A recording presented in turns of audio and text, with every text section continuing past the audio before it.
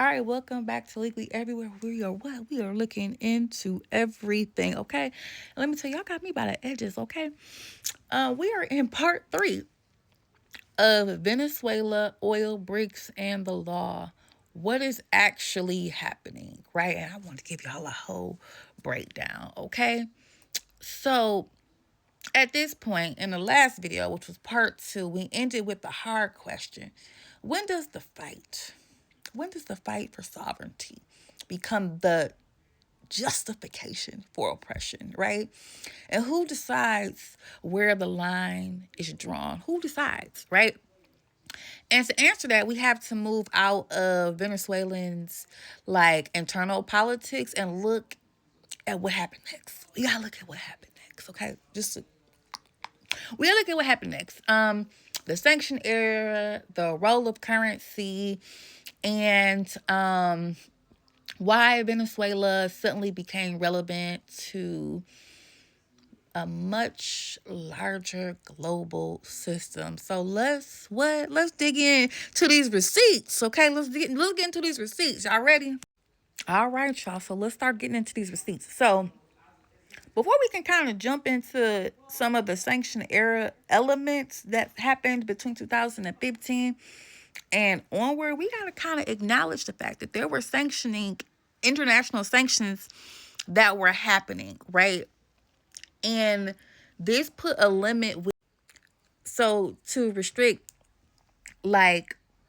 technology access, right? And things that would help with accelerating production, right? Keep in mind, they got this big asset, this really huge asset that they weren't able initially to have control over. And once they tried to get a little bit more control, what the lawsuit ended up happening, they moved into arbitration. You go find all that stuff back in what video too. So we sliding into more of the sanction era, right? The actual sanction era. And okay, so during this particular time, under President Barack Obama's administration, he signed an executive order that declared Venezuela officially a security threat.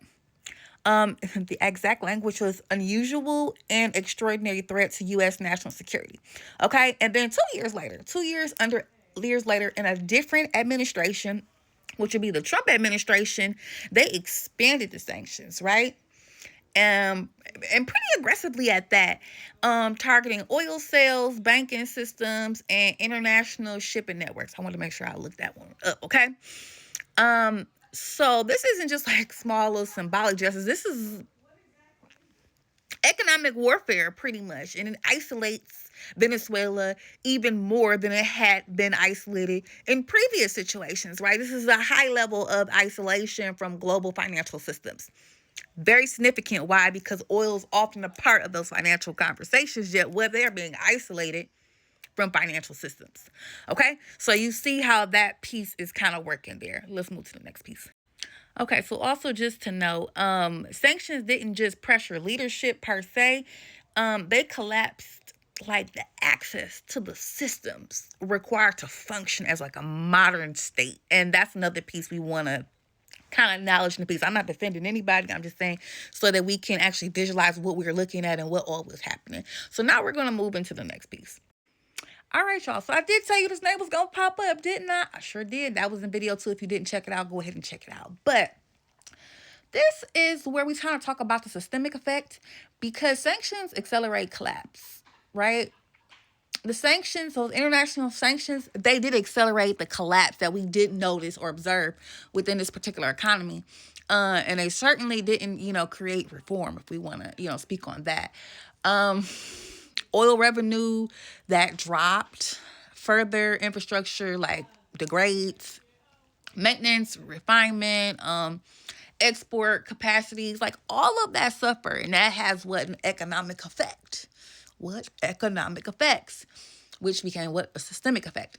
So population bears the cost before leadership does. You know what I'm saying? So what we were talking about in video 2, the general community that was around there, it's going to hit them harder because that's their economy, right? So this is how sanctions can turn political real quick. And when I say real quick, like Drake said, real quick, right? and disrupt the economic freefall. So this kind of comes back to what I was saying before about those cautionary tales sometimes, that happen, right? So I just want you to kind of be able to visually see some of this, right? Okay. For my visual learners here, we already talked about the Nobel Peace Prize and what video too, but just wanted to add that here for your reference. Y'all remember back in the day, we'd be like, tell them, talk to the hand, what? Listen, if someone's claiming that the whole oil situation isn't relevant in the U.S., Venezuelan, little situation that's going on right now, y'all can tell them, what? I know you lying. Because it definitely is a factor, right? Venezuela still holds massive reserves with regards to oil, right? Oil is leverage. But not the final objective, so to speak. Oil is leverage. So what? It still matters. Control over the oil is gonna equal control over what? The supply.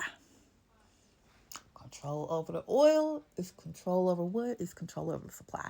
Keep all this in mind as we move that we're gonna have some other pieces that's gonna come up relevant to this.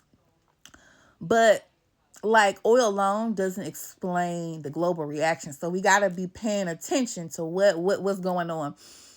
If it were just about oil, the story would literally end right here, but we know that it's not, because it's not just about the oil. It's gonna go deeper, much deeper than that. This is where it starts to pivot into what? Currency. Because what I always say oil was, I said oil was the it girl. It's like you wanted to be associated, you wanted to be affiliated, right? Because oil was considered that girl.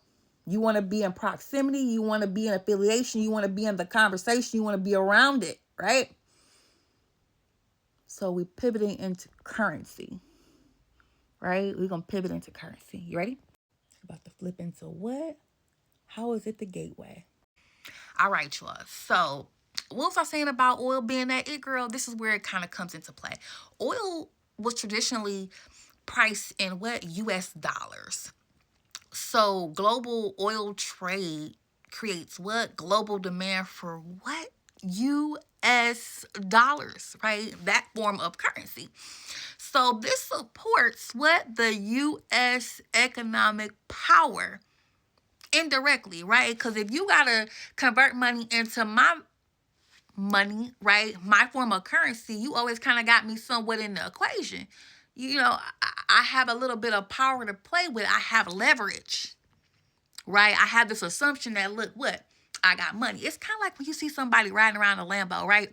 You're not going to ask if it's rented, leased, or otherwise you're in a situation to have a Lambo. So I'm not going to question if you got it or not. We just assume you got it, even if you don't necessarily have it. And for a nation that's operating with quite a bit of debt, right? It's a better look, right? It inflates certain things, right? At least indirectly. So oil, in that sense, is a vehicle. Currency would be like the cargo. You see how I'm saying how it moves? Makes sense? Okay, let's dive into the idea of currency just a little bit more.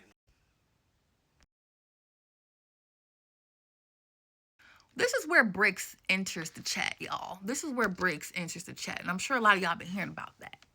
I want y'all to have this for my visual learners, just to break down that petrodollar dynamic visually on the screen.